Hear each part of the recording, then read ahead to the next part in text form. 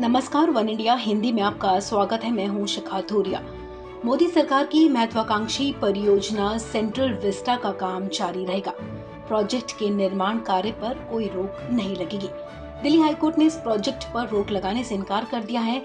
High court ने project के खिलाफ दाखिल की गई याचिका को खारिज करते हुए कहा कि सेंट्रल विस्टा जरूरी है और इसका काम जारी रहेगा। इतना ही नहीं, कोर्ट ने याचिका लगाने वाले शख्स पर 1 लाख रुपए का जुर्माना लगाया है। कोर्ट ने याचिकाकर्ता की मंशा पर भी सवाल खड़े किए और कहा कि इस प्रोजेक्ट को जबरन रोकने के लिए याचिका लगाई गई थी। दिल्ली हाईकोर्ट ने कहा कि निर्माण स्थल पर मजदूर रह रहे हैं, उन्हें वहां मेडिकल सुविधा दी जा रही है, वो लोग वहां बाहर नहीं निकल रहे। ऐसे में कोरोना वायरस महामारी के दौरान काम रोकने का कोई सवाल पैदा ही नहीं होता। कोर्ट ने कहा कि शापूरजी पलोंजी ग्रुप को दिए गए कॉन्ट्रैक्ट के हिसाब से काम नवंबर तक पूरा होना है, ऐसे में इसे जारी रखना चाहिए।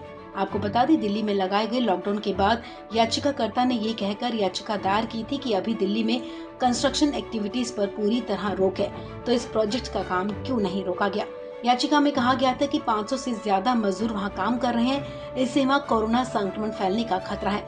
लेकिन सोमवार को जब हाईकोर्ट ने ये फैसला सुनाया, तब पहले ही दिल्ली सरकार कंस्ट्रक्शन एक्टिविटी पर लगी रोक हटा चुकी है। कोर्ट ने याचिका खारिज करते हुए कहा कि लोगों की रुचि इस प्रोजेक्ट में है और इस पर नवंबर में काम पूरा होने का कॉन्ट्रैक्ट है।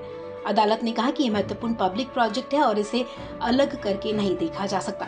इसके अलावा कोर्ट ने याचिकाकर्ता की मंशा पर सवाल उठाए और 1 लाख रुपए का जुर्माना ठोक दिया।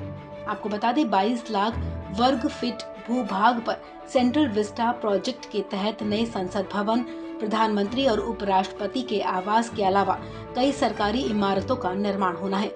इस परियोजना पर 20,000 करोड़ रुपए की लागत आने का अनुमान है। इस खबर में फिलहाल इतना ही। तमाम अपडेट्स के लिए आप बने रहिए वन इंडिया हिंदी के साथ।